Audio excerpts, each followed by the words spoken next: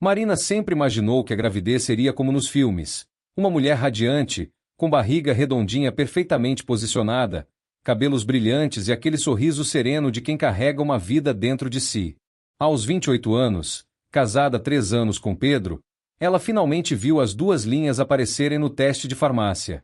O coração disparou, as lágrimas vieram, e ela correu para contar ao marido, que a pegou no colo e rodou pela sala em êxtase. "Vamos ser pais", gritaram juntos, já imaginando o quarto do bebê, escolhendo nomes, planejando o futuro perfeito que os esperava. Mas a realidade bateu à porta já na 6ª semana de gestação. Marina acordou num sábado de manhã com uma náusea avassaladora. Correu para o banheiro e vomitou tudo o que havia comido na noite anterior. Deve ser o enjoo matinal, pensou, lembrando-se das histórias da mãe. Só que o enjoo não era só matinal. Era matinal, vespertino, noturno e madrugada dentro. Durante 2 semanas, Marina mal conseguiu manter qualquer alimento no estômago. Perdeu 3 quilos em 15 dias. O médico disse que era normal, que passaria, mas ela se sentia como se estivesse morrendo lentamente.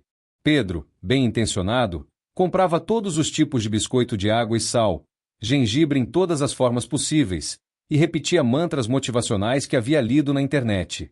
"Amor, isso é sinal de que o bebê está bem grudadinho aí dentro", dizia ele, enquanto Marina se pendurava na privada pela 5ª vez no dia. As amigas, quando souberam da gravidez, bombardearam Marina com conselhos contraditórios e histórias de terror disfarçadas de experiências compartilhadas. "Eu adorei estar grávida", mentia Clara, que havia passado 9 meses reclamando de dores nas costas e varizes.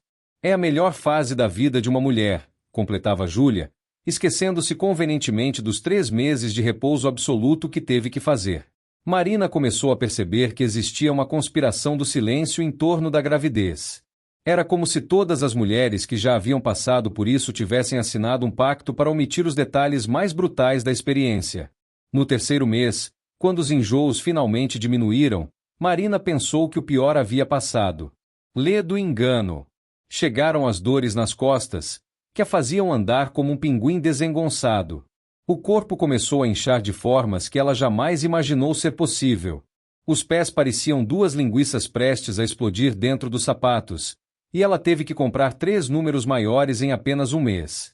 "Você está linda, com esse brilho especial da gravidez", mentiam os familiares, enquanto Marina olhava no espelho e via uma versão inchada e estranha de si mesma.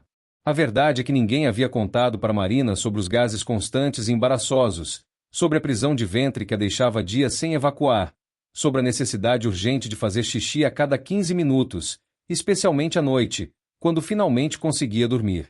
Dormir, aliás, tornou-se uma tarefa hercúlea. A barriga crescente dificultava qualquer posição confortável.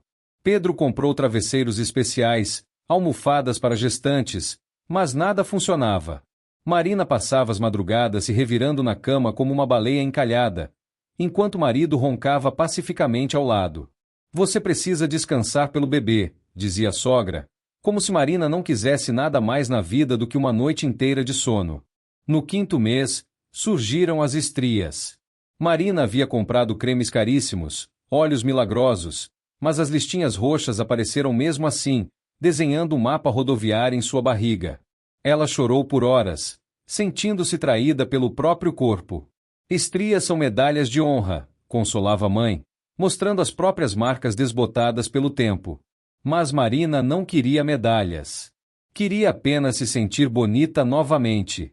O 6º mês trouxe as câimbras noturnas que a faziam acordar gritando de dor, os refluxos que queimavam a garganta como fogo líquido, e a descoberta de que sua pelve estava se alargando de uma forma que fazia cada passo ser uma lembrança dolorosa de que havia um bebê crescendo dentro dela. Foi nessa época que Marina descobriu os grupos de gestantes na internet. Inicialmente, achou que encontraria apoio e compreensão. Em vez disso, encontrou uma competição bizarra sobre quem tinha a gravidez mais difícil, quem estava mais preparada para ser mãe, e debates inflamados sobre parto normal versus cesárea que mais pareciam guerras religiosas. Parto normal é o único parto verdadeiro, proclamavam as fundamentalistas do parto humanizado. Cesárea é um procedimento médico seguro e válido, rebatiam as defensoras da cesariana. Marina se sentia perdida no meio de tanto fanatismo. Ela só queria que seu bebê nascesse saudável, não importava como. O 7º mês chegou com hemorroidas, varizes nas pernas que pareciam mapas em relevo, e uma ciática que a fazia mancar visivelmente. Pedro, cada vez mais nervoso com a proximidade do parto, oscilava entre o superprotetor sufocante e o marido ausente que fingia não ver o sofrimento da esposa.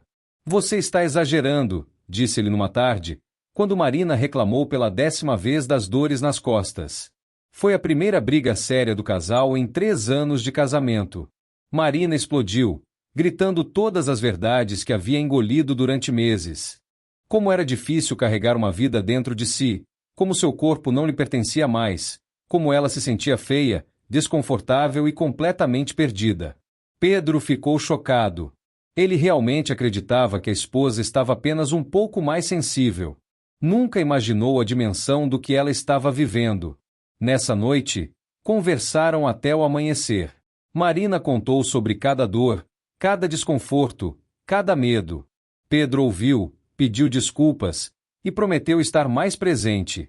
Foi um ponto de virada no relacionamento deles. O 8º mês foi um pesadelo de insônia, falta de ar constante e uma ansiedade crescente sobre o parto. Marina havia feito um curso de preparação para gestantes, mas nada a preparou para o medo visceral que sentia pensando no momento do nascimento. As histórias de parto das outras mulheres não ajudavam. Algumas glamorizavam a dor como algo transcendental, outras descreviam traumas que soavam como cenas de filme de terror. Marina não sabia em qual categoria se encaixar. Cada parto é único, repetia a obstetra, uma frase que não consolava em nada. Foi nesse período que Marina conheceu Beatriz, uma mulher de 35 anos que estava na 2ª gravidez. Diferente das outras gestantes que conhecera, Beatriz era brutalmente honesta sobre sua experiência. Minha primeira gravidez foi um inferno, disse ela sem rodeios. Passei 9 meses enjoada, com dor, inchada e me sentindo um lixo. Todo mundo dizia que eu deveria estar feliz, que era o momento mais especial da minha vida. Eu me sentia culpada por não conseguir curtir.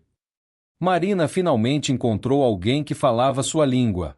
Beatriz contou sobre a depressão pós-parto que ninguém havia mencionado, sobre como é difícil amamentar, sobre o cansaço que vai muito além da falta de sono. Mas por que ninguém fala sobre isso? Perguntou Marina. Porque vivemos numa sociedade que romantiza a maternidade, explicou Beatriz. Mulher que reclama da gravidez é vista como mal agradecida. Mulher que admite que não está adorando ser mãe é julgada como desnaturada. Essa conversa abriu os olhos de Marina para uma realidade que ela havia intuído, mas nunca conseguirá verbalizar. A maternidade era um tabu duplo, era obrigatória para todas as mulheres, mas tinha que ser vivida em silêncio, especialmente as partes difíceis. No 9º mês, Marina mal conseguia caminhar. As contrações de treinamento acordavam várias vezes por noite, e ela vivia em constante expectativa. Cada cólica poderia ser o início do trabalho de parto. Pedro montou o quarto do bebê com a dedicação de um arquiteto. Cada detalhe foi pensado, cada cantinho decorado com amor. Marina olhava para aquele ambiente perfeito e se sentia uma impostora. Como poderia ser mãe se havia passado 9 meses inteiros reclamando da gravidez? Na 38ª semana, as contrações começaram para valer numa terça-feira de madrugada. Marina acordou molhada de suor e com uma dor que irradiava da barriga para as costas. Pedro, que havia treinado mentalmente aquele momento por meses, entrou em pânico e esqueceu onde havia guardado a mala da maternidade. O trabalho de parto durou 14 horas. Foram 14 horas de uma dor que Marina jamais imaginou ser possível sentir. Ela gritou, chorou, pediu anestesia, xingou Pedro, questionou todas as decisões que levaram àquele momento. Respira, amor, você consegue, repetia Pedro, segurando sua mão. Eu não quero mais, gritava Marina entre as contrações. A anestesia chegou na hora certa, como um anjo da guarda médico. Marina finalmente conseguiu descansar e se preparar para a fase final do parto. Quando Helena nasceu, às 14h27 de uma quarta-feira ensolarada, Marina sentiu um alívio físico imediato seguido de uma emoção indescritível. Era amor? Era alívio? Era exaustão? Provavelmente tudo isso junto. Segurando a filha pela primeira vez, Marina finalmente entendeu por que as mulheres guardavam silêncio sobre os bastidores da gravidez. Não era uma conspiração maliciosa, era uma proteção instintiva. Se todas as mulheres soubessem exatamente o que as esperava, talvez muitas desistissem de ser mães. Mas olhando para Helena, com seus olhinhos apertados e punhos cerrados, Marina sabia que faria tudo novamente. Não porque havia sido fácil ou romântico, mas porque algumas experiências transformadoras são brutalmente difíceis e maravilhosas ao mesmo tempo. Nos dias seguintes, na maternidade, Marina observou outras mulheres no mesmo processo. Algumas choravam de dor, outras de alegria, muitas de exaustão. Todas passavam pela mesma montanha-russa de emoções que ela havia vivenciado. Quando chegaram visitas, Marina ouviu os mesmos comentários clichês que havia escutado durante meses. Você está radiante. Deve ter sido mágico. Que momento especial. Desta vez, Marina apenas sorriu. Ela havia descoberto que existe uma diferença abissal entre ser honesta sobre dificuldades e não amar o resultado final. Era possível reconhecer que a gravidez havia sido difícil e ainda assim estar grata pela experiência. Semanas depois, quando outras amigas anunciaram suas gravidezes, Marina se viu na encruzilhada: participar da conspiração do silêncio ou quebrar o ciclo. Decidiu por um meio termo. Quando perguntada sobre sua experiência, ela dizia: foi intenso. Teve momentos muito difíceis e momentos mágicos. Se você quiser conversar sobre qualquer coisa, estou aqui. Algumas amigas aceitaram a oferta. Marina contou a verdade, sobre os enjoos, as dores, os medos, mas também sobre a força que descobriu ter, sobre como seu relacionamento com Pedro se aprofundou, sobre o amor instantâneo que sentiu por Helena. Marina percebeu que a verdade sobre a gravidez não precisava ser nem um conto de fadas nem um filme de terror. Podia ser simplesmente humana, complexa, contraditória, difícil e transformadora. Hoje, um ano depois do nascimento de Helena, Marina olha para trás e vê sua jornada com outros olhos. A gravidez não foi o período mais feliz de sua vida, como havia imaginado, mas foi certamente um dos mais significativos. Ela descobriu uma resistência física e emocional que não sabia possuir, enfrentou medos que não sabia que tinha, e saiu do outro lado como uma versão mais forte e consciente de si mesma. Quando Helena sorri para ela de manhã, Marina não pensa nas 14 horas de trabalho de parto ou nas madrugadas em claro dos primeiros meses. Pensa em como valeu a pena cada momento difícil para chegar até ali. E se um dia alguém lhe perguntar sobre os bastidores da gravidez, Marina dirá a verdade, que é uma das experiências mais brutais e transformadoras que uma mulher pode viver, e que isso não diminui em nada o amor que ela sente pela filha ou a gratidão por ter passado por tudo isso. Porque a verdade, por mais desconfortável que seja, é sempre mais libertadora que as mentiras bem-intencionadas que contamos para proteger os outros. E talvez, se mais mulheres compartilhassem suas experiências reais, a maternidade pudesse ser vivida com menos culpa, menos pressão e mais compaixão.